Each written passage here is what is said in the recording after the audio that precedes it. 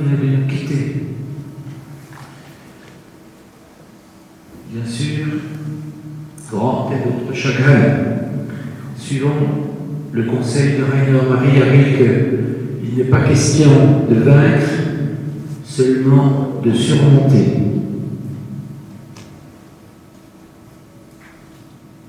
En hommage à Jean-François, nous allons entendre des témoignages.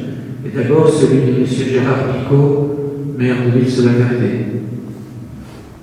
Mesdames, Messieurs, c'est avec une profonde émotion que j'ai appris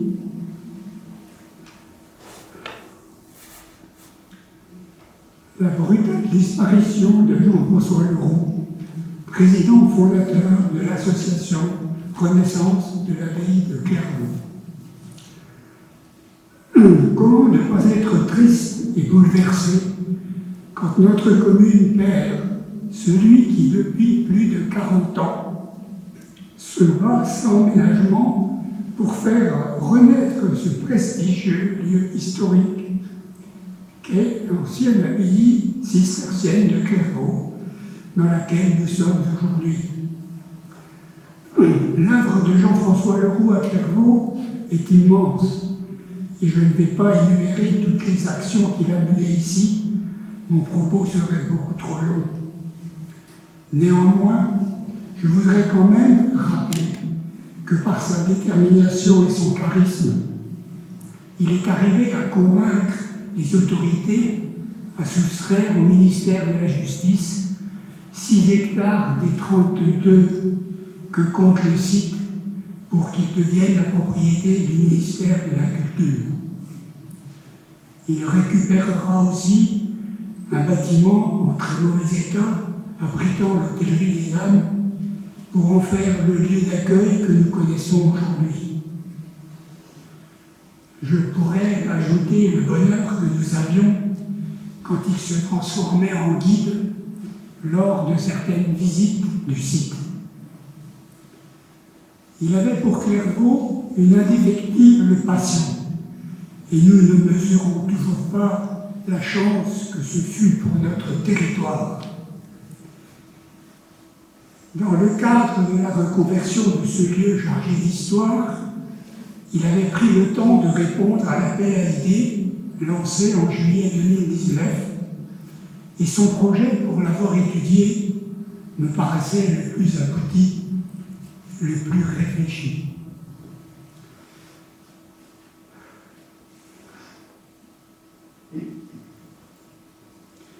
Pour tout cela, je lui dis un grand merci. Et le plus bel hommage que nous puissions lui rendre est de poursuivre son œuvre jusqu'à l'achèvement de la reconversion. Son nom restera à jamais associé à Clairvaux. J'ai vu également combien il était généreux et bienveillant. En 2012, président de l'association du musée du Maître en moi, j'avais besoin d'un conseil et je l'avais sollicité. Immédiatement, il m'avait apporté son aide malgré ses nombreuses occupations et responsabilités. Je me souviens même d'échanges de courriers électroniques très tard certains soirs. Il était vraiment infatigable. Depuis mon élection à la tête de la commune en mars 2019, je le rencontrais régulièrement. Notre intérêt pour le développement de Clairvaux était commun, et malgré ses inquiétudes, sa passion pour la renaissance de cette abbaye cistercienne m'encourageait dans nos investissements. Son enthousiasme était communicatif, et j'avais énormément d'admiration pour lui. Madame, au nom des membres du conseil municipal et de tous les habitants de Ville-sur-la-Verde, je vous présente, ainsi qu'à vos enfants et à toute votre famille, de très sincères condoléances. M. Leroux a beaucoup nous manqué. Il nous manque déjà beaucoup.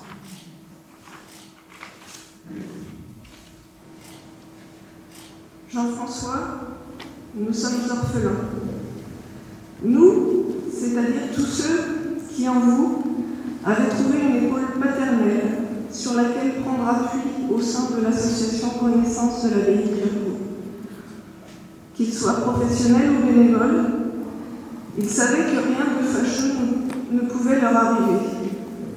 Aussi, c'est avec plaisir qu'ils venaient à Clairvaux et qu'ils remplissaient quelques tâches ô combien utiles pour la réussite de telle manifestation, tel colloque, tel concert. Oui, Jean-François, nous sommes orphelins. Nous savions bien qu'un jour ça arriverait, qu'un jour nous n'aurions plus votre épaule sur laquelle nous appuyer. Nous savions qu'un jour il faudrait continuer sans vous. Mais mon Dieu, que cela va être difficile. On dira, mais enfin, Jean-François, vous avez tracé la voie, vous avez laissé des empreintes, vous n'avez qu'à les suivre, vous mettre dans ses pas. C'est plus facile à dire qu'à faire. Quand une équipe perd son capitaine, pas au sens militaire, ah non, on n'était pas avec le doigt sur la couture du pantalon. Elle perd ce qui la rendait forte, elle est orpheline. Oui, Jean-François, l'équipe de la Renaissance de l'abbaye de Clairvaux et les adhérents de l'association sont orphelins. Depuis ce funeste 22 février, où vous avez été terrassé brutalement par un arrêt cardiaque. Votre cœur vous a lâché, ce cœur qui était gros comme ça. Une expression qui n'est pas galvaudée ici, tant elle est vraie, pour dire votre passion pour Clairvaux, pour ce site qui avait accueilli des cohortes de moines et frères convers depuis 1115, et Saint-Bernard, puis les détenus depuis 1808 jusqu'à aujourd'hui. Une double thématique qui vous a sans doute interpellé dès votre plus jeune âge, à la suite d'une visite caritative avec votre papa. Votre cœur, votre passion feront le reste. Un homme érudit, passionné, passionnant et écouté. Avec en point d'orgue la commémoration de sa fondation en 2015. Quel événement! Mais une abbaye ne se réduit pas qu'à ses pierres, aussi belles soient-elles, et elles le sont, mon Dieu, à Clairvaux. Il lui faut de la musique, celle chantée par les moines aux offices, bien entendu, mais aussi celle de compositeurs plus proches de nous que Saint-Bernard apprécierait surnom. Votre passion pour la musique fera de Clairvaux un lieu de grands concerts, sans imposer quoi que ce soit, avec toujours le respect des idées des autres, à leur écoute, en toute bienveillance. Bienveillance et confiance, toujours, lors des conseils d'administration, où vous avez rapidement laissé la parole à Karine pour présenter les différents bilans de l'association et ses projets futurs. Confiance toujours en tous vos salariés et bénévoles, elle était réciproque évidemment.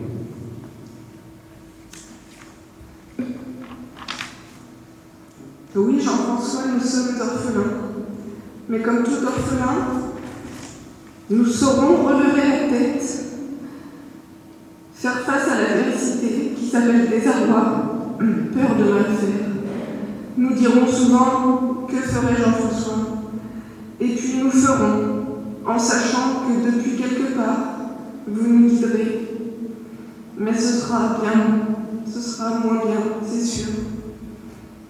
Oui, Jean-François, nous sommes orphelins. Et c'est dur.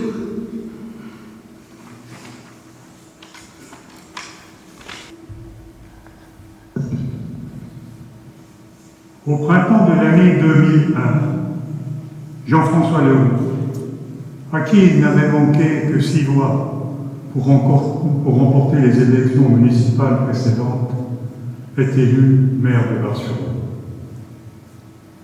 Il sait que la tâche qui l'attend sera rude, mais il est fermement déterminé à réveiller Bar-sur-Aube, qui semble gagner par une sorte de torpeur de fin de règne. Bar-sur-Aube, c'est sa vie, à laquelle il est très profondément attaché. Très vite, une nouvelle organisation est mise en place et le nouveau maire est omniprésent. Si l'un n'est pas venu d'établir une liste exhaustive des réalisations, certains dossiers, plus que d'autres, ont donné des sueurs froides au maire de Bar-sur-Aube. Ce fut le cas quand fut abordé le projet de mise en sens unique de la rue nationale. Il provoqua une réaction négative et une mobilisation farouche de la majorité des commerçants qui ont cru y voir une menace pour leur fonds de commerce.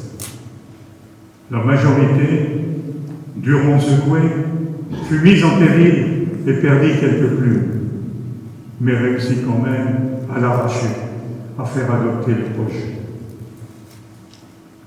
Un second dossier, en raison de son importance, fut particulièrement suivi.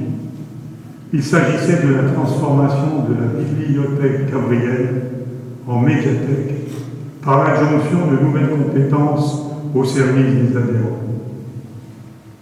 Au final, la réhabilitation des magnifiques bâtiments de l'hôtel de Brielle allait faire passer la surface utile de 550 m² à 1400 m². Il est évident que ce dossier, par sa nature même, tenait particulièrement à cœur à Jean-François, ainsi qu'à la bibliothécaire qui garda un œil attentif sur sa réalisation qui dura 2 années. Pour moi, ces années passées auprès de Jean-François furent une révélation. Jean-François n'était pas celui que je croyais connaître. Sa culture incroyablement vaste et variée,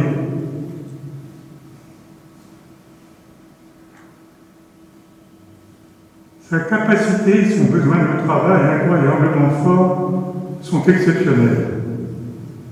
Enfin, ce que j'appréciais particulièrement chez lui, c'était sa ténacité, son refus de recourir à la faiblesse pour écarter les questions gênantes. Quand les bureaux étaient déserts, nous trouvions quelquefois le temps de parler librement de choses qui, bien souvent, n'avaient rien à voir avec nos fonctions d'élus. C'est ainsi que j'ai eu la confirmation que Jean-François était un véritable humaniste.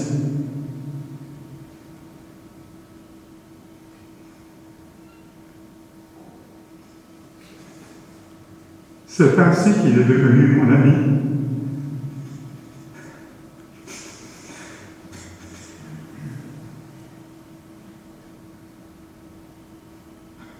Un ami qui me semble toujours indispensable. Enfin, je ne peux terminer cette confession sans adresser mon soutien à Marie-Ange, si merveilleuse Marie-Ange, qui fut essentielle pour Jean-François.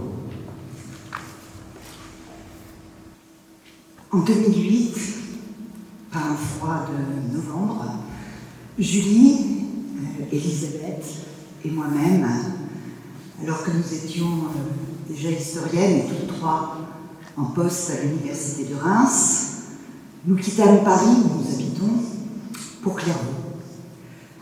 Nous ne savions pas très bien ce que nous allions y chercher, mais il est sûr que nous y avons trouvé bien plus que ce que nous espérions. Cette rencontre avec Jean-François, sur le quai de la gare de Bar-sur-Aube ce matin-là, aurait pu ne jamais advenir.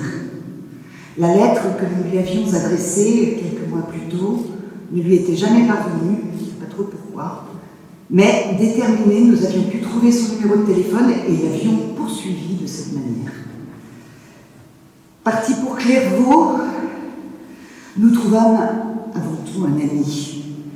Et aujourd'hui encore, lorsque nous avons pris la route ce matin, il nous a semblé que nous allions le retrouver, comme chaque fois, durant ces 12 dernières années, pour travailler bien sûr, mais aussi pour partager, goûter les anecdotes et les silences de Jean-François, et rire en grignotant les fameuses gougères de Marie-Ange, nous partagions par-delà les âges et les horizons cette Geistesverwandtschaft, ce terme est en hommage à notre ami Falk, cette communauté d'esprit, cette complicité, même si Falk est le seul à l'avoir jamais tutoyé, et réciproquement. Comment imaginer Clairvaux sans Jean-François? Le souvenir de notre première rencontre est gravé dans notre mémoire. Ce fut la rencontre avec un lieu, bien sûr, mais aussi, et peut-être surtout, avec un homme, belle personne et merveilleux personnage tout à la fois. À vrai dire, je ne sais pas dans quel ordre il faut dire lieu et homme, tant les deux se confondent. Jean-François était l'âme de Clairvaux, son bon génie, le génie du lieu. C'est du reste ce que nous avions voulu capter dans notre web documentaire en lui faisant jouer le rôle du guide, exercice auquel il s'était prêté de bonne grâce, avec la générosité et la bienveillance qui le caractérisent. Ces moments de tournage nous ont réservé quelques beaux moments d'émotion et aussi de mémorables fous rires. Imposant au premier abord, tant par sa prestance que par sa silhouette, Jean-François avait l'œil qui pétillait de malice dès qu'il parlait d'histoire. Dans ses multiples vies, il y a eu l'historien du dimanche, comme il se mal nommait, volant des heures à la nuit pour écrire, entre autres, sur Clairvaux, au milieu de ses livres et de ses piles de dossiers si méticuleusement rangés et marqués de sa petite écriture à l'encre noire si aisément reconnaissable. À chaque nouveau séjour de notre petite équipe à Clairvaux, Jean-François trouvait toujours le moyen de nous surprendre en nous racontant un souvenir dont il ne nous avait jamais parlé auparavant, en nous conduisant dans un recoin inconnu de nous de l'abbaye-prison qu'il a tant parcouru, les bras croisés dans le dos, le long des couloirs, sur le pas de l'abbé qu'il s'amusait à emprunter.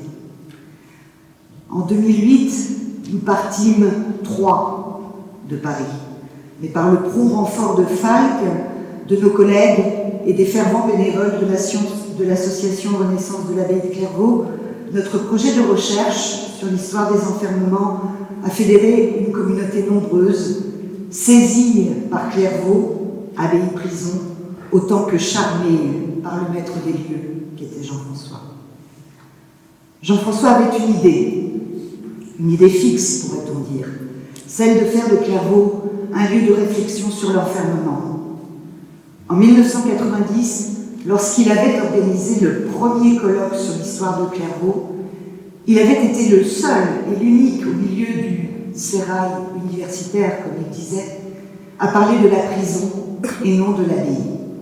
Sa vie durant, avec force, ténacité, énergie, il a œuvré pour faire connaître la double mémoire de ce lieu où nous sommes réunis.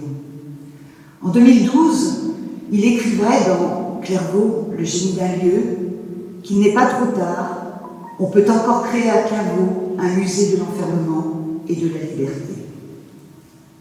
Et il y a encore 15 jours, dans un mail qu'il nous adressait, attristé de la séparation liée à la pandémie, il réitérait ce vœu que nous souhaiterions pouvoir contribuer à réaliser en son honneur et en sa mémoire. Il nous écrivait donc qu'il est loin le temps des colloques et autres réunions à Clairvaux avec toute l'équipe et les gougères de Marie-Ange. La prison ferme en 2023 et nous voudrions réaliser le musée de Clairvaux prison dans le bâtiment de l'isolement, comme préfiguration d'un vrai musée national des prisons. Mais qui aura le courage de bénir un tel projet, écrivait-il encore. La recherche scientifique nous manque, disait-il enfin. Aujourd'hui, Jean-François, c'est surtout vous qui nous manquez, déjà. C'est sans doute l'homme de Clairvaux qui nous manquera à tous. mais bien plus pour ce qui nous concerne, et bien d'autres, j'imagine. Un ami cher, très cher à mon cœur. Je vous remercie.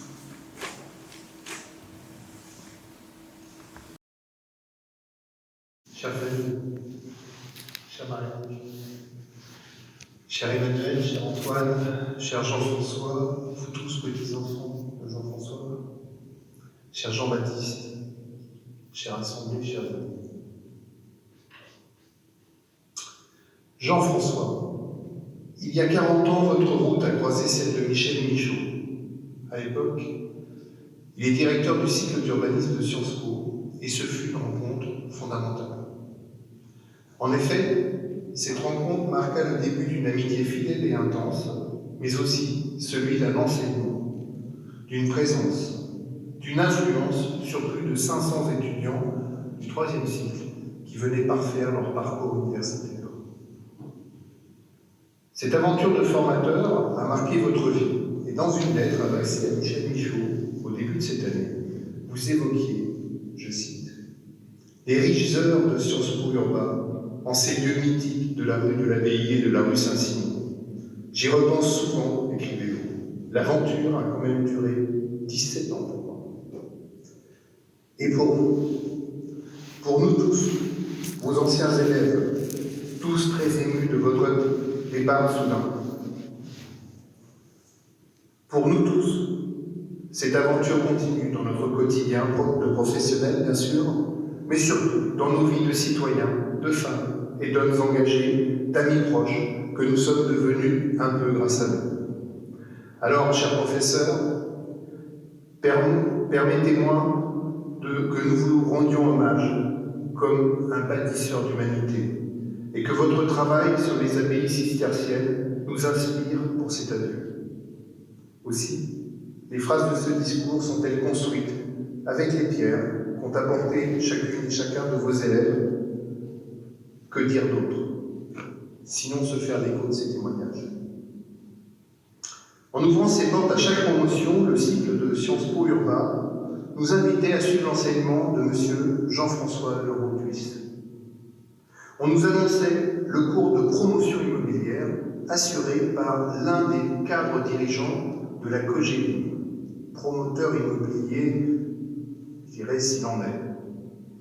Nous nous attendions donc à rencontrer un professeur en costume empesé, au col cravaté, à l'image que l'on se fait du promoteur type des années 80.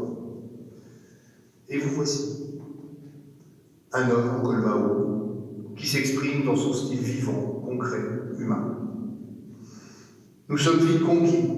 Nous savons alors, presque immédiatement, presque intuitivement, que vous serez pour nous un modèle, un guide, un maître. Jean-François Leroux, vous étiez avant tout un homme authentique. Vous ne vous sentiez pas professeur et votre enseignement n'était pas ex-cathédrale, mais vous étiez au plus près des futurs professionnels que vous formiez. Vous ouvriez parfois jusqu'à la porte de votre appartement du quartier de l'Horloge à Paris, en face de Beaubourg. L'appartement familial était baigné de soleil, au milieu de nous, attentifs, subtils, dans votre qualité d'écoute, vous évoquiez ces hommes bâtisseurs, leur philosophie de l'action juste et durable. Soucieux de transmission, vous preniez volontiers une parole de bâtisseur. Transmettre, c'est se guérir de l'épreuve du temps. Vous avez aussi ouvert votre maison de Bar-sur-Aube, à nous, quelques-uns, qui étions de la même promo que Jean-Baptiste, et en toute confiance, même si nous avons un peu tapé à l'époque dans votre réserve de champagne. Nous l'avons tous dit, écrit, pensé. Vous étiez un grand homme, un grand monsieur. Avec nous, tout un pan de culture et de finesse intellectuelle s'était ouvert à nous. Vous nous donnez le goût du projet, celui de vivre, celui de s'engager, celui d'écrire jusqu'au bout. Je vous cite. « Le moral est excellent, écrivez-vous dans votre dernière lettre adressée à Michel Michaud. Grâce aux obligations que je n'arrive pas à me défaire et à celles que je voudrais bien ne pas abandonner. Vous parliez de l'écriture sur Georges-Henri Rivière et de Clairvaux. Clairvaux que nous avons visité avec Jean-Baptiste, puis plus tard avec vous, Jean-François. Plus qu'un projet, Clairvaux est alors apparu comme une leçon de persévérance. Rien n'est impossible à qui vit ses rêves. Vous nous quittez. Et c'est l'heure d'un regard rétrospectif pour chacun de vos élèves. En fait, je peux vous le dire maintenant, Jean-François, ce n'était pas un cours de promotion immobilière que vous nous dispensiez. Mais c'était bien un cours de moine bâtisseur. La passion, la patience, la quête d'un absolu et l'exigence de la transmission, toutes ces valeurs, vous nous les avez transmises avec humilité, originalité et humour. Parce qu'il y a quelques années, nous nous sommes retrouvés avec quelques anciens de Sciences Po Urbain dans un restaurant parisien. Nous n'avions qu'une seule ambition, vous écouter une nouvelle fois. Vous écoutez une nouvelle fois, cher maître, et vous avez été notre mentor, et nous souhaitions savoir quels avaient été vos maîtres. Lors de cette soirée très intime, vous nous avez confié combien Pierre Mendès-France, Georges-Henri Rivière et Saint-Bernard de Clairvaux furent pour vous des personnages inspirants. Nous sommes repartis ce soir-là chez nous, le cœur léger, un peu ivre de vos paroles, ivre de nos échanges, mais surtout fort de la responsabilité de transmettre à notre tour une haute idée de l'humanité, de l'humanisme, une haute idée inscrite dans la réalité des lieux. Merci, Monsieur Jean-François Leroux-Duis. Merci, cher professeur.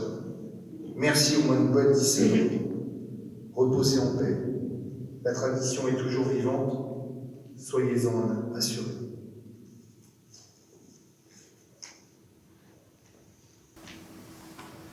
Le hasard, mais il n'y a pas de hasard dans la vie de Jean-François, veut que la semaine où il disparaît, paraît un livre, le deuxième volume, des lieux qui ont fait la France, de François-Guillaume Laurin, qui est un excellent journaliste, il arrive qu'il y en ait de bons. Et François-Guillaume Laurin a consacré le premier chapitre de ce livre à l'abbaye de Clairvaux, à l'abbaye et à la prison, les deux à la fois. Et la première personne citée dans ce livre, c'est Jean-François Leroux. On a entendu des témoignages de tous ordres et commence à se dessiner dans la multiplicité de ses facettes l'unité d'un homme. Il parlait souvent ici du système hydraulique de Clairvaux. Il y a la rivière, le ruisseau de Saint-Bernard, il y a la rivière l'Aube, et puis il y a des canaux, des retenues, des moulins, tout un système qui ne doit rien au hasard et qui fait que la vie circule dans sa diversité. Et l'unité de la vie de Jean-François est telle que dans le quartier de l'Horloge, dont on évoquait la transformation, dont il était le responsable, il y a, grâce à lui, là où il y avait un dépôt parisien de l'abbaye de Clairvaux, une rue Bernard de Clairvaux. Il disait souvent qu'il ne croyait pas en Dieu, mais qu'il croyait en Saint-Bernard. Et vous avez ajouté, M. Rousseau, d'autres noms fort heureux à la constellation des maîtres de Jean-François Leroux. Sa devise, c'était, vous l'avez rappelé dans le faire-part de la Renaissance de l'abbaye de Clairvaux, sa devise, c'était « On ne réussit qu'unis ». Unité d'un homme et unité autour d'un homme dont l'œuvre était destinée aux autres. Il n'y a pas d'autre œuvre que pour les autres. Alors je voudrais évoquer non seulement le paysage du vallon de Clairvaux, mais aussi le paysage de la région de Bar-sur-Aube. Je ne sais pas, je l'imaginais comme Bachelard montant à la tour de Saint-Maclou, de Saint-Pierre, et regardant la mosaïque de cette Champagne où nous trouvons, avec bien sûr l'eau, mais aussi avec les forêts, mais aussi avec les terres à vignes, et puis aussi, Bachelard aimait bien parler de tous les éléments, avec le feu.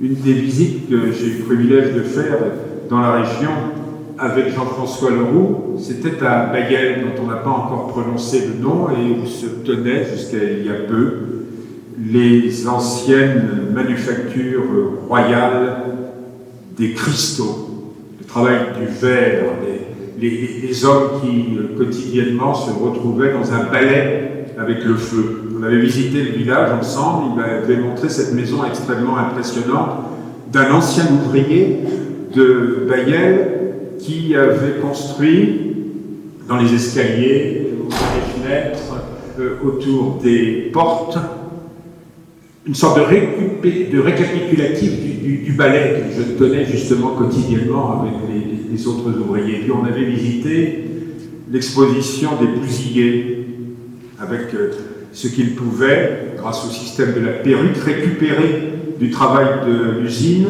Les ouvriers faisaient des petits trésors d'ingéniosité que Jean-François avait tenu à exposer.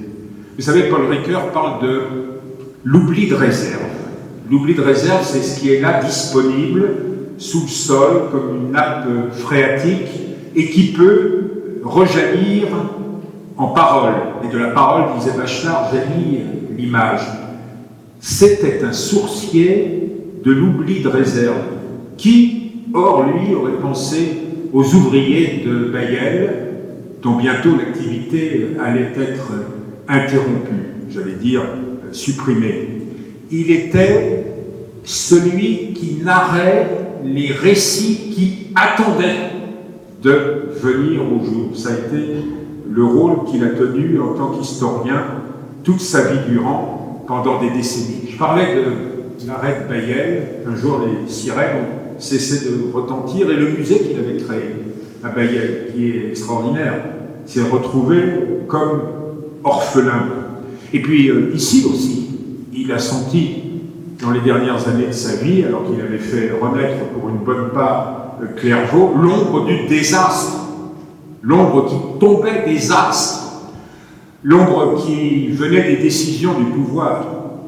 Alors, je ne peux pas ne pas évoquer quand même cette phrase d'un garde des Sceaux, dont l'histoire ne retiendra pas nécessairement le nom, et qui a dit de Clairvaux que le présent y était trop inspiré par le passé. Et c'est à la suite de cette décision du garde des Sceaux de l'époque, qui a été corroborée ensuite par ses successeurs au gouvernement, que l'administration pénitentiaire va quitter Clairvaux. Et pour Jean-François, ça a été bien dit et redit, dans le système hydraulique de demain, et qui va continuer à nourrir la source de Clairvaux, les rivières, les ruisseaux, les canaux de la prison et ceux du monastère ne peuvent pas ne pas continuer à fonctionner ensemble. Un jour, disait Victor Hugo, ici, les hôtels sont devenus des piloris et l'abbaye une bastille, mais la réflexion qui doit porter cet endroit consiste à nouer la trame de l'histoire pénitentiaire involontaire, contrainte, et de l'histoire de l'enfermement volontaire, celui des moines de Clairvaux. Alors je sais qu'il y a ici des élus, je sais qu'il y a ici des représentants de l'État. De grâce, écoutez la leçon de Jean-François, sinon cet hommage, cet après-midi, n'aurait aucun sens. Et la leçon de Jean-François, c'est pour réussir, pour se sauver, il faut être unis, travailler ensemble. Et la leçon de Jean-François, c'est exactement l'inverse de la parole de M. Urvoas il y a de cela 5 ans. Notre vie, c'est une conversation déjà commencée, dans laquelle nous nous introduisons sans avoir été attendus, dans laquelle nous apportons ce que nous avons été, ce qui a été, il ne pourra pas disparaître, et il n'est pas question, si on veut que Clairvaux continue, rejaillisse, renaisse, il n'est pas question de tourner le dos au passé, il faut l'intégrer dans un flux. Merci à vous. Jean-Marie-Ange. C'est évidemment avec beaucoup de tristesse que j'ai appris, comme tous mes collègues, la disparition de Jean-François. C'était plus qu'un partenaire. Depuis 8 ans, c'était devenu un ami. Quand je suis arrivé en 2013, il m'a fait aimer ce site que je ne connaissais pas, même si Clairvaux, ou un pénitentiaire, c'est forcément un nom qui résonne. Quand je suis arrivé dans cette région, c'est lui qui m'a accueilli et c'est lui qui m'a vraiment fait aimer ce site. C'était un immense plaisir de l'écouter, à la fois nous parler des cisterciens, mais aussi du Clairvaux carcéral. Et moi, après plus de 30 ans de carrière, j'ai appris plein de choses sur la pénitentiaire grâce à Jean-François Leroux. Et en plus de 40 ans, il aura connu 14 directeurs de la maison centrale de Clairvaux. Malheureusement, je suis le dernier qu'il aura connu. Et avec ces 14 directeurs, il a noué des liens de confiance. C'était plus que du partenariat entre nous deux. Comme je le dis, il était certainement plus pénitentiaire que certains pénitentiaires. Il était proche des personnels de la maison centrale. Mes souvenirs sont nombreux avec lui et je voudrais en faire remonter quelques-uns. Il y a d'abord eu notre déplacement à Fontainebleau. C'est pas moi ni lui qui avons décidé. C'est Isabelle Gors, ancienne présidente du tribunal de Troyes, devenue directrice de l'administration pénitentiaire, qui m'a demandé d'emmener Jean-François à Fontainebleau pour aller voir l'ancien musée national des prisons qui était fermé et dont le bâtiment allait être vendu, pour récupérer, faire un repérage, essayer de voir quels étaient les objets, ceux qui n'allaient pas aller à Agen, à l'École nationale d'administration pénitentiaire, ceux qui pourraient revenir à Clairvaux. Donc nous avons passé la journée ensemble avec les représentants de l'administration centrale et de l'école à Fontainebleau. Et c'est ainsi que nous avons fait ramener quelques temps plus tard un semi-remorque d'objets qui sont toujours ici, à Clairvaux. Ce fut ensuite le déplacement à Agen. J'ai eu le plaisir d'emmener Jean-François à l'École nationale de l'administration pénitentiaire qu'il ne connaissait pas. Et là, j'ai eu l'impression de voir un enfant dans un magasin de jouets. Parce que Jean-François, il a rencontré les responsables de la direction de la recherche et du pôle historique de l'administration pénitentiaire. Et ils lui ont fait découvrir des trésors. Jean-François connaissait plein de choses sur Clairvaux, mais il ignorait que la direction de l'administration pénitentiaire avait à Agen des plans, des affiches, des lithogravures qu'il ne connaissait pas sur Clairvaux. J'allais dire, alors c'est une cerise sur un gâteau un peu spécial, mais on lui a montré aussi un objet culte qui était caché un peu, parce que c'est vrai que l'administration pénitentiaire a un peu honte de fois de son passé, et là on lui a sorti une valise. Et on l'a dit, M. Leroux, M. Bruno, cette valise, c'était la valise du condamné à mort qui s'appelait Buffet. Et oui, elle est à Agen. Elle est intacte, avec tous les objets de détenus tristement célèbres à Clairvaux, avec ses lettres et ses objets personnels. Et Jean-François a découvert tous ces objets. Ce fut vraiment un émerveillement et vraiment un choc pour lui de voir que l'administration pénitentiaire conservait tous ses souvenirs de la maison centrale de Clairvaux.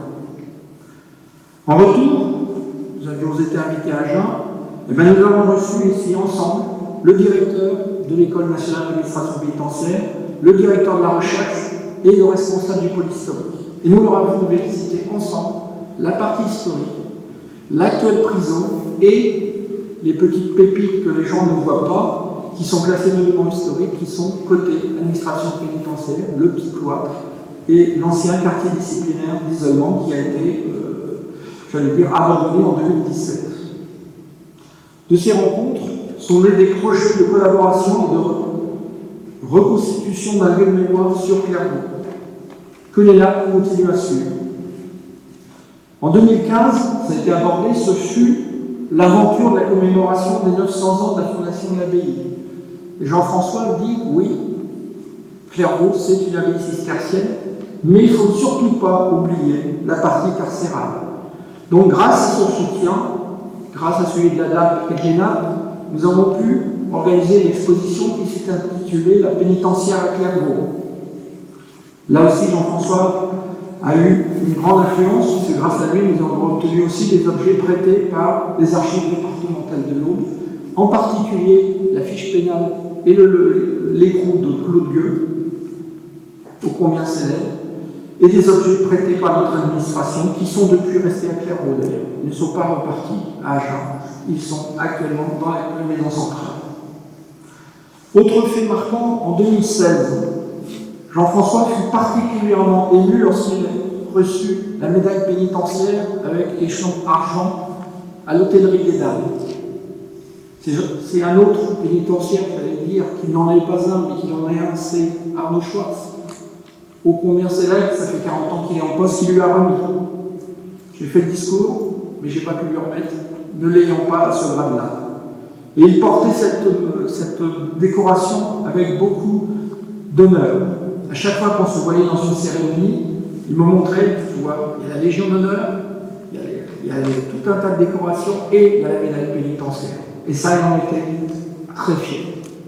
Tous les mois de septembre, Jean-François ne manquait jamais la cérémonie d'hommage au personnel mort en service. À Clairvaux, il aura côtoyé nombre de gardes des Sceaux. Avec lui, j'en ai accueilli 3, dont M. Urvoas, ici même. Nous étions ensemble sur cette estrade, puisque M. le garde des Sceaux avait voulu s'adresser à l'ensemble des personnels pénitentiaires. N'ayant pas assez de place sur le site de la maison centrale, Jean-François nous avait accueillis ici, et le garde des Sceaux s'était adressé à l'ensemble des personnels. Après, il y a eu Nicole Belloubet. Et dernièrement, en septembre dernier, il a remis son livre dédicacé à Éric Dupond-Moretti, qui lui a promis qu'il allait le lire, déjà la dédicace, et qu'il lirait son livre après. Les personnels et les anciens de la maison centrale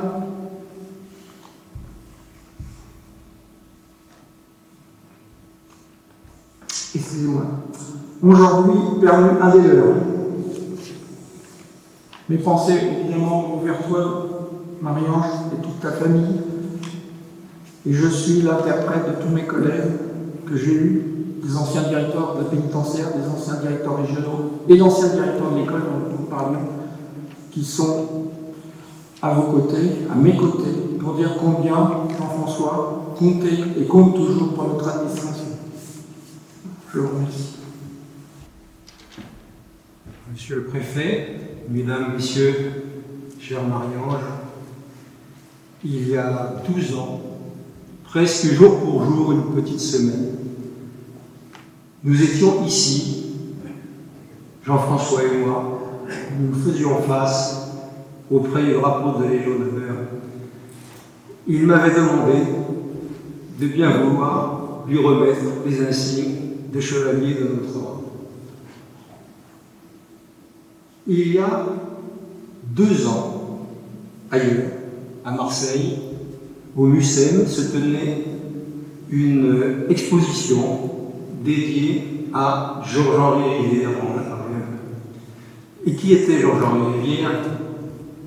C'est un homme qui, un peu avant la Seconde Guerre mondiale, avait revisité, comme on dit maintenant, la muséologie nationale, et on avait fait ce qu'elle est maintenant, c'est-à-dire ne pas se fixer sur l'objet, mais donner plutôt la prévalence aux hommes et aux civilisations dont l'objet est la représentation.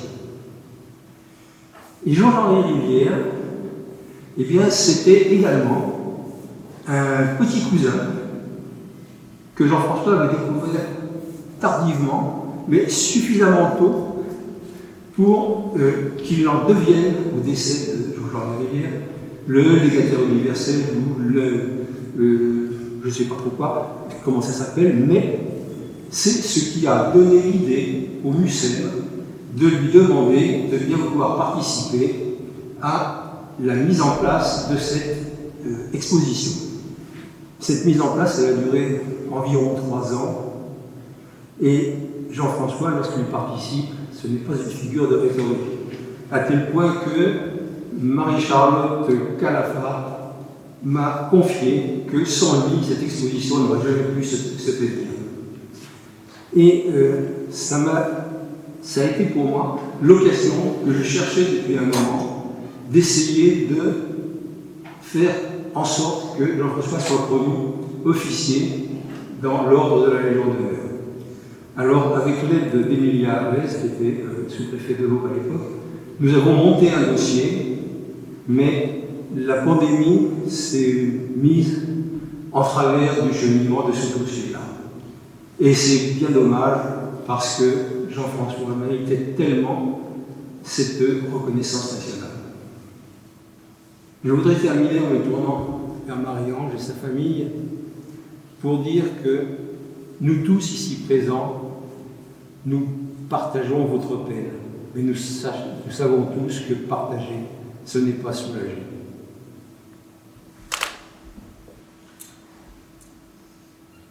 Nous savons tous que notre vie sur cette terre n'est pas éternelle.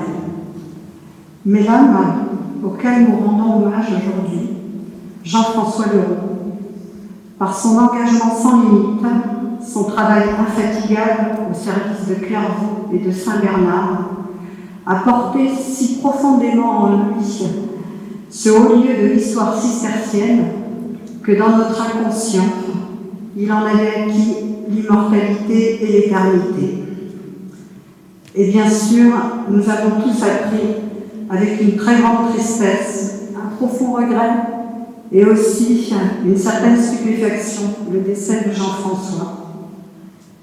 Je suis aujourd'hui la porte-parole du président du conseil départemental, Philippe Pichery, qui ne peut, à son grand regret, être présent à cette cérémonie et qui souhaite rendre un hommage appuyé au président fondateur de l'association Renaissance de l'abbaye de Clairvaux, avec qui le département travaillait étroitement depuis les années 80 et avec qui les liens s'étaient encore renforcés en 2015 à l'occasion du 900e anniversaire de l'abbaye de Clairvaux.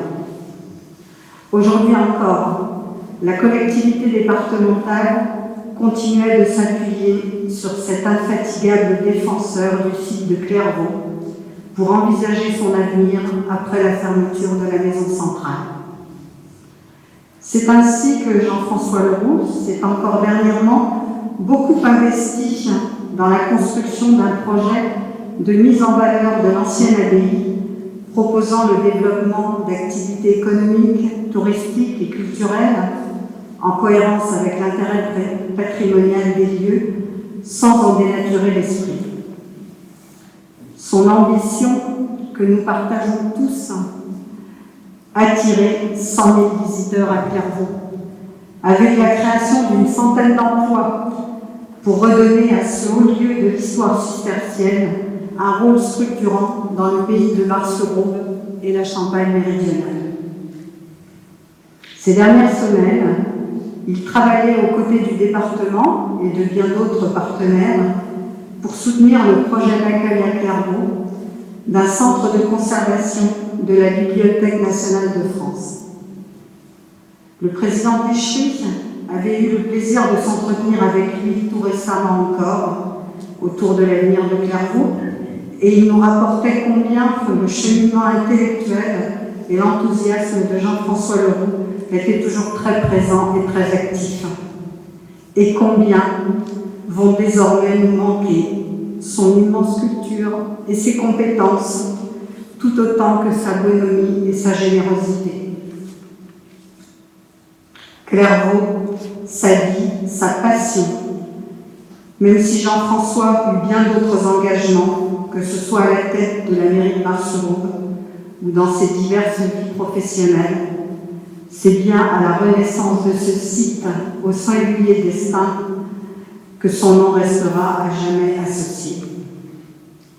Mais rien ne sera perdu de cette énergie qui l'a tant animé pendant plus de 40 ans pour sauver et faire vivre Clairvaux, ni de cette ambition qu'il avait de faire de l'abbaye prison un haut lieu culturel. Et désormais, c'est aussi pour lui, infatigable défenseur de ce lieu, que nous mènerons le combat pour continuer à faire rayonner Clairvaux. Alors que le site se trouve à un nouveau tournant de son histoire et s'apprête à connaître des évolutions importantes, l'esprit de Jean-François Leroux continuera assurément de nous accompagner et de nous éclairer. À vous, Madame Leroux, chère Marie-Ange, qui avez accompagné et soutenu l'œuvre de votre époux au quotidien et qui avez aussi beaucoup apporté pour l'épanouissement de ce territoire du Bar-sur-Aubois. À vous, ses enfants, et à tous ses proches, à tous les membres de l'association Renaissance de l'abbaye de Clairvaux, le département de l'Aube exprime son immense reconnaissance, sa profonde gratitude et ses sincères condoléances. Le président Tichery assistera demain matin à la messe qui sera dite à l'attention de Jean-François Leroux en l'église Saint-Pierre de Bar-sur-Aubois. Mais l'hommage de notre département ne saurait être complet sans l'intervention de Philippe Alliot, ici à mes côtés, qui a présidé le département de l'Aube et en a été son sénateur pendant 3 décennies et qui a beaucoup partagé avec Jean-François Leroux encore au cours de ces 30 dernières années.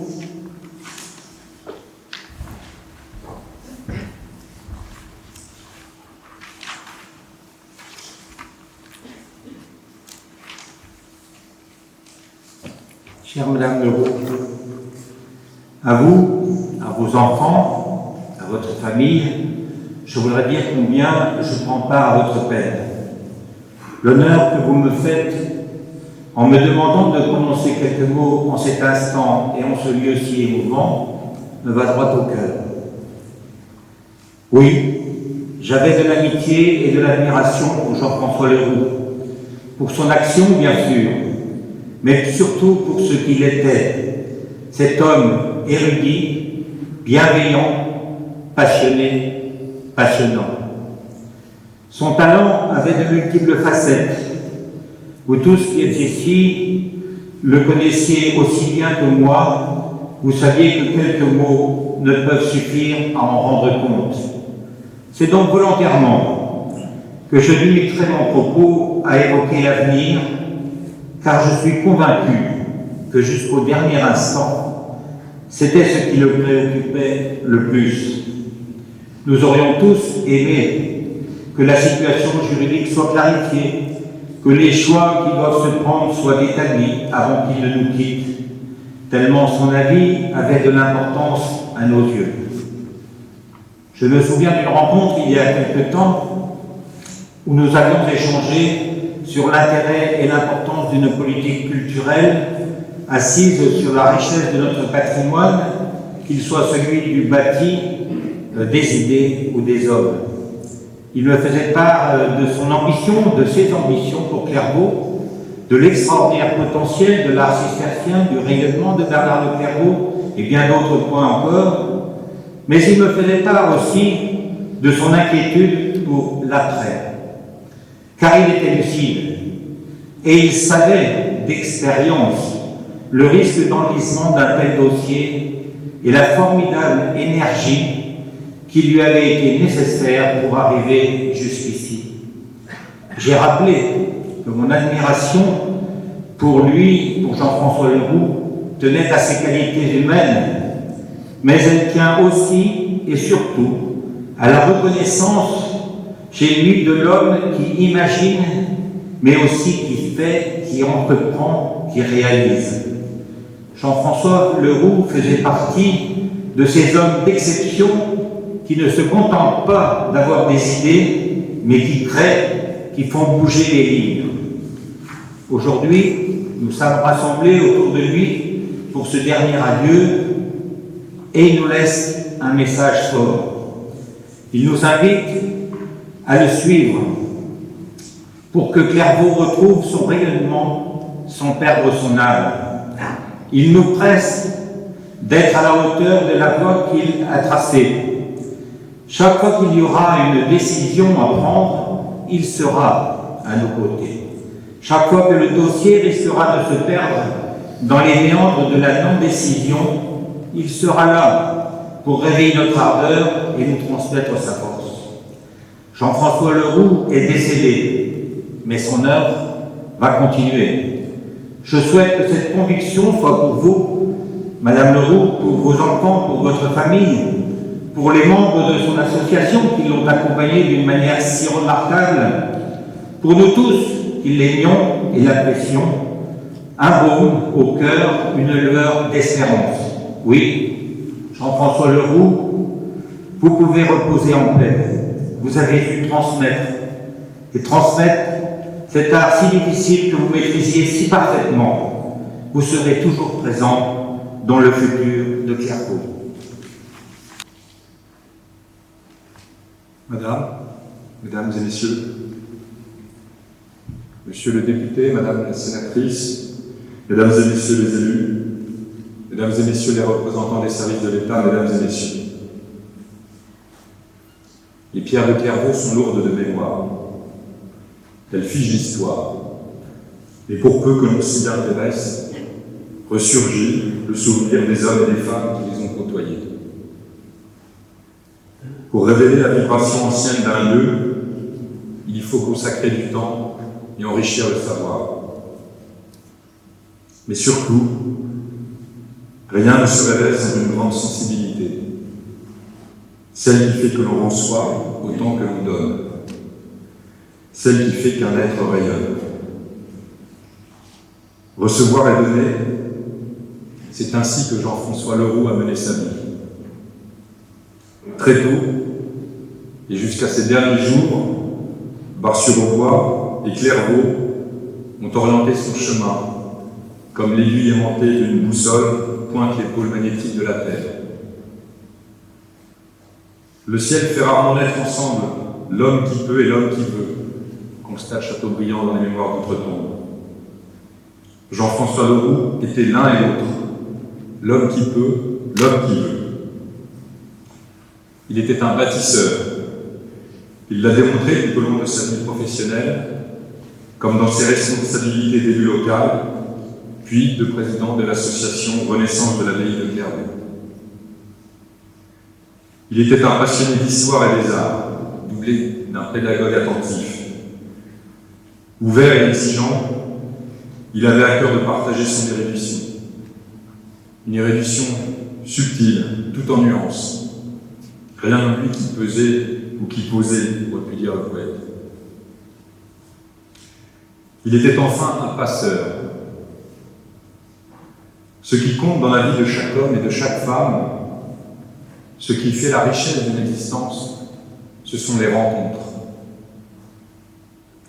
Dans son journal, à la fin des années 50, le jeune écrivain Jean-René Lévin relevait, peut-être après une soirée ennuyeuse, « Dans la vie, avec ce type de gens, on est toujours en dessous de soi-même. » Eh bien, je peux en témoigner personnellement, après avoir rencontré Jean-François Leroux, après avoir échangé avec ce passeur de l'âme de Clairvaux, son interlocuteur en ressortait toujours au-dessus de lui-même. Nous sommes réunis aujourd'hui dans ce lieu de mémoire auquel Jean-François Leroux a consacré une grande partie de sa vie. Il y a quelques décennies, cette ville close de 30 hectares, abritant 9 siècles d'histoire et des trésors d'architecture, était tombée dans l'oubli. Jean-François Leroux consacra alors toute son énergie à sa renaissance, au profit de la conservation et de la valorisation de ce site historique, remarquable. 40 ans durant, il a œuvré avec ténacité, et ce, jusqu'à très récemment, malgré la fatigue. Il était encore parmi nous, le 12 février dernier, lors d'une réunion que je présidais sur l'avenir de Clairvaux. Un avenir qui ne dira pas le passé, et qui se construit de manière concertée avec tous les acteurs du territoire. Son combat, il avait commencé avec le sous-préfet de Bar-sur-Aube en 1979, lors de la création de l'association Renaissance de l'abbaye de Clairvaux, dont il deviendra le président, la solide clé de voûte. 6 ans plus tard, il obtenait l'autorisation d'organiser la première visite du site. Depuis, année après année, les occasions données au public de franchir le mur d'enceinte se sont multipliées. Dévoué à la chose publique, attaché aux valeurs républicaines, Jean-François Leroux a toujours pu compter sur l'écoute et l'appui des représentants de l'État, préfets et sous-préfets, comme de la Direction régionale des affaires culturelles, qui se sont succédés dans l'Aube et dont je salue la présence de certains cet après-midi. Jean-François Leroux était un humaniste dans tous les sens du terme, homme de sincérité, homme d'élégance. Avec lui, la forme et le fond étaient liés. Permettez-moi, madame, vous, ses enfants et petits-enfants, sa famille, ses amis, de joindre ma voix à celle de ceux qui se sont exprimés avant moi. Nous savons ce qu'est la perte d'un être cher. Dans l'épreuve, les mots, si sincères soient-ils, sont dérisoires pour apaiser le chagrin. Je souhaite très simplement vous exprimer à titre personnel toute ma sympathie après la perte de votre mari, de votre père, de votre grand-père. Et comme représentant de l'État, rendre hommage à l'ancien élu local et aux citoyens engagés que fut Jean-François Leroux.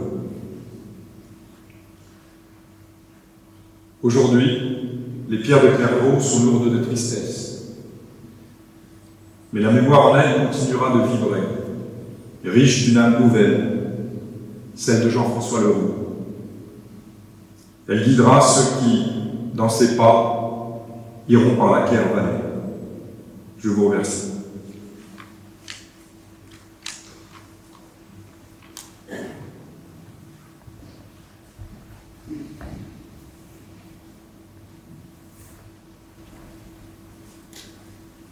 Notre cérémonie va bientôt se terminer.